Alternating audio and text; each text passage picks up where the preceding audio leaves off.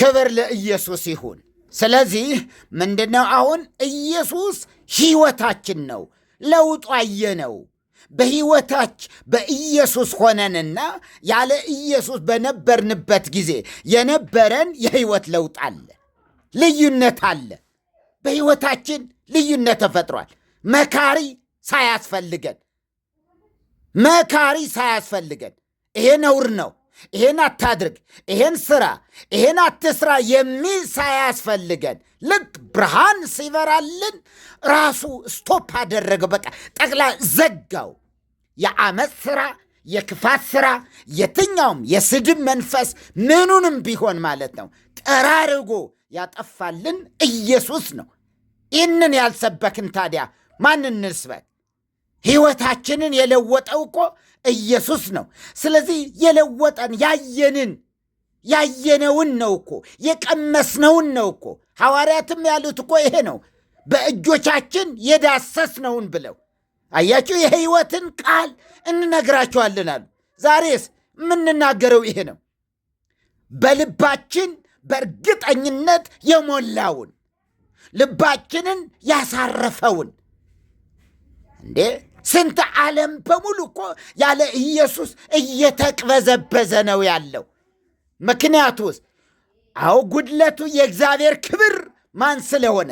ኢየሱስ ስለሆነ። የእግዚአብሔር ክብር ጎድሏቸዋልና። ማን ነው የእግዚአብሔር ክብር? ኢየሱስ። እንዴ የጎደለው ከትውልድ ሁሉ የጎደለው እኮ ይሄ ነው። የእግዚአብሔር ክብር ጎድሏቸዋል አለ። ስለዚህ ያ የእግዚአብሔር ክብር የሆነው ኢየሱስን ስንቀበል በእግዚአብሔር ፊት ሙሉ እንሆናለን። ክብር ለስሙ ይሁን። ሙሉ እንሆናለን። ያ የእግዚአብሔር ክብር ወደ ሕይወታችን ገባ ማለት ነው።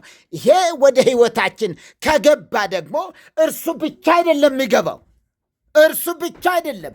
በእርሱ አማካይነት ደግሞ መንፈስ ቅዱስ ደግሞ እኛነታችንን ቤተ መቅደስ ያደርጋል። ሚካኤል ቢገባስ? ኧረ ምንም አይተዋወቁም ወገኖች፣ በባህሪ አይተዋወቁም። በባህሪ አንድ አይደሉማ። ኢየሱስና መንፈስ ቅዱስ አብም፣ እነዚህ ግን የባህሪ አንድነት አላቸው። አንዱ ባለበት ሁሉም አሉ። አያችሁ፣ ኢየሱስን ስንቀበለው አብም አለ፣ መንፈስ ቅዱስም አለ። ለዚህ ነው ዮሐንስ ወንጌል ላይ ትእዛዜን የሚጠብቅ አለ፣ እኔና አብ ወደ እርሱ እንመጣለን፣ በእርሱ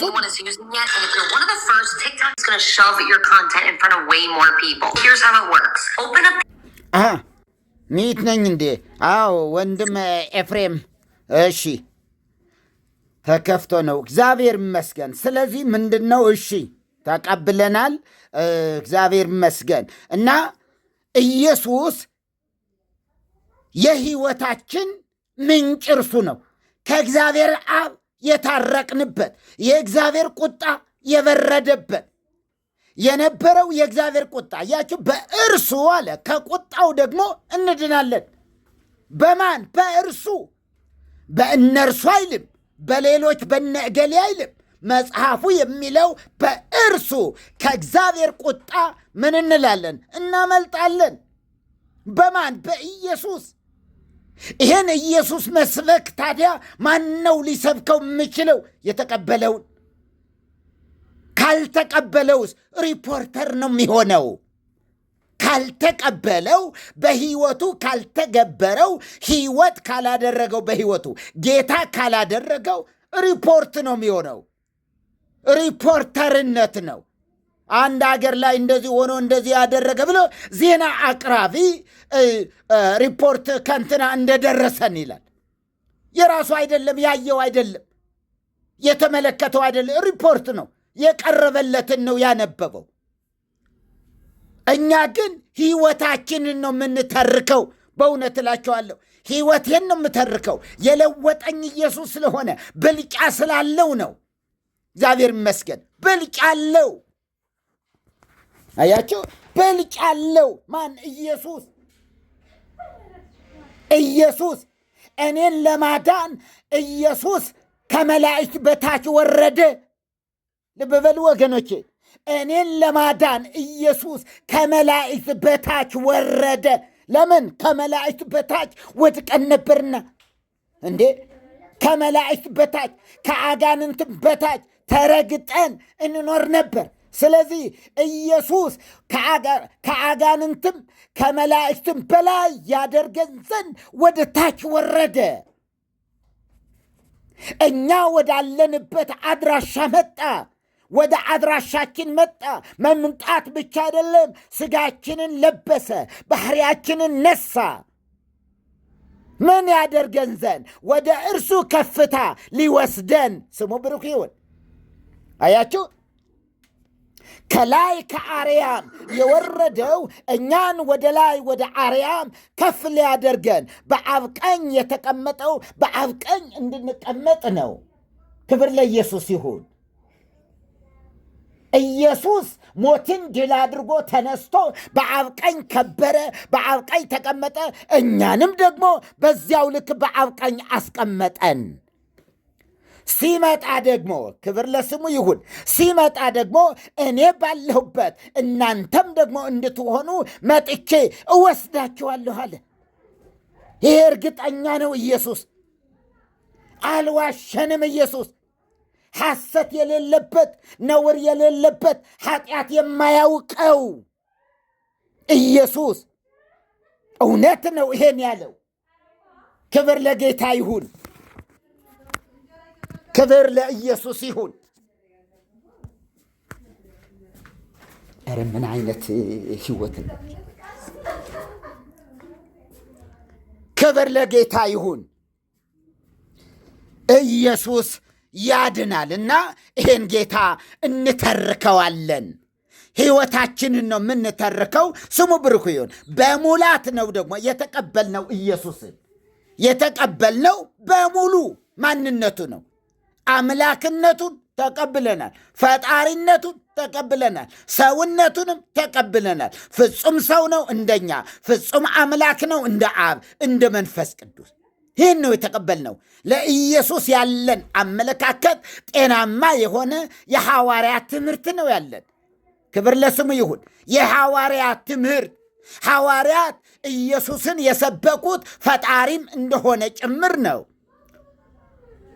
ፈጣሪም እንደሆነ ደግሞ በሰውነቱ ደግሞ ምን ሰው እንደሆነ ከእናቱ እንኳ እንደሚያንስ በ15 ዓመት ወይ በ16 ዓመት ትበልጠዋለች እንደማለት። ለምን? በስጋ ሲወለድ በስጋ ሲቆጠር ያ ነው። በአምላክነቱስ ዓለማትን የፈጠረ ዓለማት ሳይፈጠሩ የነበረ ፍጹም አምላክ ነው። ክብር ለጌታ ይሁን። ይሄን እናያለን። እግዚአብሔር ይመስገን። ስለዚህ ኢየሱስ ክርስቶስ ፈጣሪ ስለመሆኑ ዛሬ እስኪ ይሄን እንይላችሁ። እስኪ በዚህስ እስኪ ከተቀበላችሁት ፈጣሪ ነው ኢየሱስ፣ አምላክ ነው ኢየሱስ። አያችሁ፣ ሊቅ ሰው እንደመሆኑ ሊቀ ካህናት ነው። መጽሐፉም የሚለው ወንድ ልጅ ተወልዶልናል አለ። ምን ወንድ ልጅ? መለኮት ነው እንዴ ወንድ ልጅ? አያችሁ፣ መለው አምላክ ነው እንደ ወንድ ልጅ? ኧረ የሚገርም ነገር ነው። ስለዚህ መጽሐፍ ቅዱስ ስለ ኢየሱስ የሚናገረውን ሳይሸራረፍ፣ ሳይቀነስበት፣ ሳይበረዝ በሙሉ ልብ ተቀብለነዋል። ምክንያቱስ ምንም ጥያቄ አይፈጥርብንም። እኔ በኢየሱስ ላይ ምንም አይነት ጥያቄ የለብኝም። አሁን እንኳ ስንማማር ወገኖቼ በኢየሱስ ላይ ጥያቄ ስላለን በሚል አይደለም። መዳናችን ሙሉ ነው። የምንማረው ግን ልናውቀው የሚገባንን ያህል ማወቅ ስላለብን። ሁሌም ምነግራችሁ ጳውሎስ ምን አለ? እርሱንና የትንሣኤውን ኃይል አውቅ ዘንድ አለ እመኛለሁ። ምን አይነት ሐዋርያ ነው እናንተ! ይሄ ሐዋርያ እስከ 3ኛ ሰማይ ድረስ የተነጠቀ ማንም ሰምቶት የማያውቀውን የመላእክትን ቋንቋ የሰማ እያችሁ እዛ ደርሶ የመጣ ስለ ፍቅር ጠልቆ የገባው ሰው ሰው በምን አይነት መንፈስ መመላለስ እንዳለበት አያችሁ። በመላእክት ልሳን እንኳ ብናገር እያለ የፍቅር ጥግ የገባው ሰው፣ ሕግም ደግሞ በገማልያል እግር ስር ቁጭ ብሎ ጠንቅቆ የተማረ ሰው ኢየሱስ በልጦበት ግን ስለ ኢየሱስ ተናገረ። ስለ ሕግ አልነበረም። አያችሁ፣ ኢየሱስ በልጦበታል ለዚህ ሰው። ዛሬም ኢየሱስ እንዲበልጥብን ያስፈልጋል። ከማን አሉ ከምንላቸው መላእክት አሉ ከምንላቸው ፍጡራን ሁሉ ከማንም በላይ ነው ኢየሱስ። ፈጣሪም ስለሆነ ፍጡርም ፈጣሪም የሆነ ማንም የለም ከማን በቀር? ከእርሱ በቀር። መካከለኛ የመሆን ብቃት ያለው እርሱ ነው። ለምን? ከአብ ጋር አንድ ስለሆነ፣ ከእኛ ጋር አንድ ስለሆነ፣ በሰውነቱ ከእኛ ጋር፣ በአምላክነቱ ከአብ ጋር። ስለዚህ መካከለኛ ለመሆን ለማስታረቅ ብቃት አለው ማለት ነው። ከታራቂው ጋርም አንድ ነው፣ ከሚታረቀው ሕዝብ ጋርም አንድ ነው። ስለዚህ ነው በድፍረት ወደ አብ መግባትን ድፍረት ተሰጠን የሚለን። እግዚአብሔር ይመስገን። ስለዚህ ኢየሱስ ማን ነው ካልን በጣም ብዙ እንማረዋለን። ኢየሱስ ፈጣሪም ነው። እስኪ እንዲው ሌላ ነገር የምናደርግ የመሰላችሁ ካል አማላጅም ነው። እንዲሁም ሳምንት ይህን ነው የምናየው። አማላጅ በብሉይ ኪዳን በአዲስ ኪዳን አማላጅ ምን ማለት ነው? አማላጅ ማለት አማላጅ ነዋ። እንዴት ነው የሚያማልደው? እንዴት እንደሚያማልድ እግዚአብሔር ይመስገን እናየዋለን። ክብር ለጌታ ይሁን። የዛሬ ሳምንት በጣም በፍጹም ጥንቃቄ በፍጹም ደብተራችሁን እስክርቢታችሁን ይዛችሁኑ አማላጅም ነው በእግዚአብሔር ቃል ምን ማለት ነው? ለኢየሱስ አማላጅ ነው ስንል ምን ማለት ነው? የኢየሱስን አማላጅነት በሌላ ፍጡራን ወይም በገንዘብ ወይም በወርቅ በሌላ ነገር ሊተካ ይችላል ወይ? አይችልም። የእርሱ ምልጃ ማንም ሊተካው አይችልም። ገንዘብ አይተካውም። ፍጡራን አይተኩትም። መላእክት አይተኩትም። ኢየሱስ ብቻውን የሚሰራው ስራ ብቻውን እንዴ አግዙኝም አይልም፣ እርዱኝም አይልም። ለምን? ሁሉም ወርደዋላ። ሁሉም ኃጢአተኞች ናቸዋ። ሁሉም የእግዚአብሔር ክብር ጎድሏቸዋላ እና የነፍስ መድኃኒት በመሆን ከኢየሱስ በቀር ማንም የለም። ከዘፍጥረት እስከ ዮሐንስ ራእይ አንዲት ነፍስ ያዳነ የለም። በምልጃውም በሉ በገንዘቡም በሉ በሀብቱም በሉ ምንም ነገር አልተጻፈም። ከዘፍጥረት 1 እስከ ዮሐንስ ራእይ መጨረሻ ድረስ ያችሁ አንድ ሰው የዳነ የለም። ሰው በሰው የዳነ የለም። ሰው በገንዘቡ የዳነም የለም። ሰው በሌሎች ሰዎች ጸሎት የዳነም የለም። ይሄ ነው የበራልን። እንግዲያስ ክብር ለጌታ ይሁን። ስለዚህ መዝሙራችን ለማን? ለኢየሱስ። ስግደት ለማን? ለኢየሱስ። ክብር ለማን? ለኢየሱስ። እንዴ ማዳን ለማን? ለኢየሱስ። ኢየሱስ ያልሸፈነው ነገር የለም። ኢየሱስ ያልሸፈነው ቀዳዳ የለም። በሌሎች እንዲሸፈን ክፍት አድርጎ የተወው ነገር የለም። ይሄኛውን ሰርቼላቸዋለሁ ቀሪውን ደግሞ እነ እገሌ ያለው ነገር የለም። ተፈጸመ ብሎ ክብር ለጌታ ይሁን። ተፈጸመ ብሎ የተናገረ ነው። ስለዚህ ሐዋርያ ጳውሎስ የዕብራውያን መልእክት ሲጽፍ ምን ይለዋል? ዓለሞች በእግዚአብሔር ቃል እንደተዘጋጁ። ማን ነው የእግዚአብሔር ቃል? ሰው የሆነው ነዋ። በስጋ የተገለጠው ነዋ። ቃል ስጋ ሆነ የተባለለት ነዋ። እርሱ ነው ኢየሱስ። ዓለሞች በእግዚአብሔር ቃል እንደተዘጋጁ። ስለዚህም የሚታየው ነገር ከሚታዩት እንዳልሆነ ፍጡራን ሁሉ ይታያሉ። እንግዲያስ የሚታየው ይሄ ነገር ከማይታየው አምላክ እንደሆነ እንመሰክራለናል። ይህ ነው እውነታው። የሚታዩት ሁሉ ከማን የሚታዩት ሁሉ ከሚታዩት እንዳልሆነ በሚታዩ ፍጡራን እንዳልመጣ ታዲያ ከየት ከማይታየው በእግዚአብሔር ቃል ተዘጋጇል። ስለዚህ አለ በእምነት እናስተውል። የተባረከ ሐዋርያ በእምነት እናስተውል። ኢየሱስ ጌታ ነው ስንል ፈጣሪ ነው ማለታችን ነው። ጌታ ነው ስንል አያችሁ፣ ጌታ ነው ስንል ንጉሳችን ነው፣ ፈጣሪያችን ነው፣ ገዣችን ነው ማለታችን ነው። ዝም ብሎ የሆነ ነገስታት ጌታ እንደሚባሉ አይደለም። ባሪያዎች ጌቶቻቸውን ጌታዬ እንደሚሉት ያይደለ ጌትነት። ስለዚህ ኢየሱስ ጌታ ነው ስንል ጴንጤዎች ኢየሱስ ጌታ ነው ሲሉ ፈጣሪዬ ነው ማለታቸው ነው፣ ንጉሴ ነው ማለታችን ነው፣ አባቴ ነው አምላኬ ነው ማለታቸው ነው። ክብር ለኢየሱስ ይሁን። ጌታ ነው። ጌታ የሆነው ደግሞ ገና ክርስቶስ ጌታ ተወልዶላችኋል የተባለልን መስቀል ላይ አይደለም ጌትነቱ። ዓለም ሳይፈጠርም ጌታ ነው። ገና መልአኩ የምስራች ሲሰብክ ለቤተልሔም እረኞች እነሆ ታላቅ የምስራች እነግራችኋለሁ አለ። አያችሁ፣ ታላቅ የምስራች። ማን ሲወለድ ተነገረ? ሙሴ ሲወለድ ተነገረ እንዴ? ኢሳይያስ ሲወለድ ተነገረ እንዴ? የትኛው ነቢይ ሲወለድ ይህን ተነገረ? ምንም። መላእክት ከሰው ጋር የዘመሩበት መዝሙር ስለማን? ኢየሱስ በሥጋ ሲገለጥ፣ ኢየሱስ ሲወለድ። ስሙ ብሩክ ይሁን። ክብር ለእግዚአብሔር ይሁን። አዎ፣ ስብሃት ለእግዚአብሔር በሰማያት ወሰላም በምድር ስምረቱ ለሰብ የተባለለት ማን? ኢየሱስ ተወለደ ብላ ምድር ዘመረችለት። ክብር ለኢየሱስ ይሁን። አያችሁ፣ እረኞች ከመላእክት ጋር አብረው ዘመሩ። ዋው!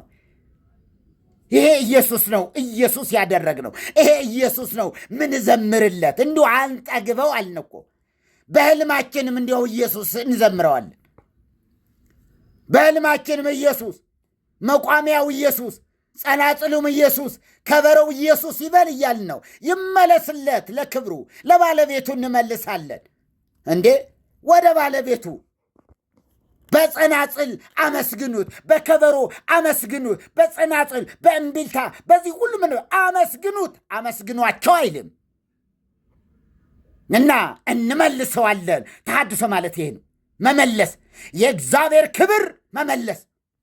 ጸናጽሉ ለማን? ለኢየሱስ። ከበሮ ለማን? ለኢየሱስ። መዝሙር ለማን? ለኢየሱስ። አምልኮ ለማን? ለኢየሱስ። ስግደት ለማን? ለኢየሱስ። አናጎድልበትም፣ አላጎደለብንምና የእግዚአብሔር ጽድቅ ተባለ። እርሱ ጽድቃችን አልነው። ደግሞ እኛም ክብር ለኢየሱስ። እግዚአብሔር ጽድቃችን ነው። ስራችን አይልም፣ ውሃችን አይልም፣ ጥምቀታችን አይልም፣ ልብሳችን አይልም። እግዚአብሔር ጽድቃችን ነው። እኛ ሸምተን የምናወጣው በገንዘብ ወጥተን ወርደን የምናገኘው አይደለም፣ አይደለም። ይሄማ ቢሆን ለድሆች ወዮልን። አያችሁ፣ ድሃ በሕልሙ ቅቤ ባይጠጣ ምን ይበጀው ነበር አሉ። በሕልሙ ምንም ጠብ የማይል ግን ሲነጋ እኮ የለም ቅቤው። እና ኢየሱስ ያጎደለብን ነገር የለም። እናንተ ኢአማንያን የሆናችሁ ሰዎች ካላችሁ ስላልገባችሁ ነው። ምንድን ነው ስለ ኢየሱስ የሚያብዱ ካላችሁ፣ አዎ ጳውሎስም እኮ እብዶች ብንሆን አለ ለእግዚአብሔር ነው። ለእናንተስ ባለ አእምሮ መሆን ዝም ማለት፣ ደህና አደራችሁ እንዴት ናችሁ ማለት። ስለ ኢየሱስ ሲወራ ዓለም አትወድም። ስራዋን ያፈረሰባት ኢየሱስ ነዋ። ወገኖቼ መድኃኔ ዓለምን ይዛችሁ 1000 ዓመት አትጠሉ። አማኑኤል እያላችሁ 1000 ዓመት ብትኖሩ አንድ ሰው ጠላት አታገኙ። አንድ ሰው ጠላት አታገኙ። እግዚአብሔር መድኃኔ ዓለም እንትናየ እያላችሁ ብትኖሩ አይሆንም። የሚጠላችሁ የለም። ዓለም ያላት ነገር ማን? ኢየሱስ። እርሱ ብርሃን ሆኖ ስለመጣ ክብር ለኢየሱስ ይሁን እና ስለዚህ ይሄ ነው እውነታው። ለኢየሱስ እንዘምርለታለን ምንለው ለዚህ ነው። እግዚአብሔር ይመስገን። እና ምን አለ ዕብራውያን 11:3 ላይ ማለት ነው ዓለሞች በእግዚአብሔር ቃል እንደተዘጋጁ፣ ስለዚህ አለ የሚታየው ነገር ከሚታዩት እንዳልሆነ አለ በእምነት እናስተውላል። ማስተዋልና ጥበብን ይስጠን። አያችሁ በሮሜ ምዕራፍ 11 ቁጥር 36 ላይም ሮሜ 11:36 ሁሉ ከእርሱ በእርሱ ለእርሱ ነውና ለእርሱ ለዘለዓለም ክብር ይሁናል። ክብር ለጌታ ይሁን። ምን ያልሆነ ነገር አለ? እግዚአብሔር ይመስገን። ምን አለ ቃሉ? ሁሉ ከማን? ከእርሱ፣ ከዛስ በእርሱ፣ ከዛስ ለእርሱ እና እንዲህ ላደረገ አለ ለእርሱ ለዘለዓለም ክብር ይሁን። ይህን ላደረገ ማን አለ? መልአክ አደረገው እንዴ? አላደረገውም። ጻድቅ አደረገው እንዴ? አላደረገው። ማን ያደርገው አለ? ማንም። ታዲያ ሁሉ በማን ተፈጠሩ? በእርሱ። ሁሉ በእርሱ ተፈጠረ። ያለ እርሱ የተፈጠረ ምንም ነገር የለም። ለማን ክብር? ለኢየሱስ ክብር። ክብር ለጌታ ይሁን። በቆላስይስ ምዕራፍ 1 ቁጥር 15 እስከ 16 ላይ ደግሞ እንዲህ ይላል፣ እርሱም የማይታይ አምላክ ምሳሌ ነው። የማን? የማይታይ። ማን ነው የማይታየው? አብ። አንድስ እንኳ ያየው የለም የተባለለት። ታዲያ በሚታየው ጌታ ግን ተገለጠ። ማ? ያልተገለጠው ያልታወቀው ኢየሱስ ወልድ በሥጋ ተገልጦ አባቱንም ገለጠው። ታዩታላችሁ፣ ከአሁን በኋላ ታውቁታላችሁ አለ። እንዴ እስከ እኛ አብን አናውቅም ሲሉ እንዲ አይታችሁታል። እንዴት አይነት ድንቅ ነገር ነው! ክብር ለጌታ። ይህን ብንማር አይሻልም ወገኖቼ? ይህን ብንማር አይበልጥም እንዴ? የሕይወታችን መከታ እርፍ ያልንበት ኢየሱስ። እኔ አልጠራጠርም። የሚገርማችሁ ካመንኩበት ጊዜ ጀምሮ እስከ ዛሬ ድረስ አንድ ቀን ለሴኮንድ ያህል እንዲሁ ይኮንነኝ ይሆን እግዚአብሔር ብዬ አላቅም። ልቤን እንዴት ሙልት እንዳደረገው እኔ አላቅም። መልስ ነው ኢየሱስ። በቃ መልስ ስለሆነ ነው። በጎ ስራ ሰርተን ነው ወይ? ወጥተን ወርደን ነው ወይ? አሁን ትንቢትዬ በጣም ታውጃለች። እዛ በፈረንጁም በጥቁሩም በምኑ በነጭም ሁሉ ኢየሱስ ያድናል እያለች ይህንን ሳትል ልቦ አርፏል። ገና እንደተቀበለች ገና ኢየሱስን እንደተቀበለች እርፍ አለች። ስለዚህ የምትሮጠው የምትጮኸው ለማረፍ አይደለም፣ ለመጽደቅ አይደለም። ስለ ዳነች ነው የምታወጀው። ያዳናትን ኢየሱስን ነው የምትገልጠው። እንደዚህ ነው የምንሆነው እኛም። ክብር ለጌታ ይሁን። ስለዚህ ምን አለ? እርሱም የማይታይ አምላክ ምሳሌ ነው።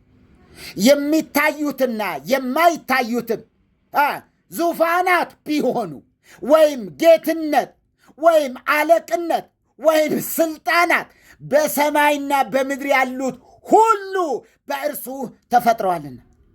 እንዴ ስልጣናት ቢሆኑ ጌትነት ቢሆን ኃይላት ቢሆን ምን ብዬ ልንገራችሁ? የሚታዩ የማይታዩት ፍጥረታት ሁሉ በእርሱ ተፈጥረዋልና። ይሄ ፈጣሪ ነው ኢየሱስ የምንለው፣ ሌላ እንዳይመስላችሁ። እንዴ በሰውነቱ ወንድሞቼ ሊለን አላፈረምና ከእኛ ጋር አብሮ ይዘምራል። ዕብራውያን መልእክት ላይ በማህበር መካከል አለ እዘምርልሃለሁ፣ በወንድሞቼ መካከል። ዕብራውያን መልእክት ዕብራውያን እሺ ላውጣው። ኢየሱስ ያድናል። ዋው ይሄ ጌታ ነው እኮ እንደዚሁ የሚያስጮኸን። ወድጃ አይደለም እንደዚሁ ጉሮሮዬ እንትን እስኪል ድረስ እንደዚህ አያቸው። እዛ ቢሆን እኮ የተስካር አለ የምን አለ ጮኸን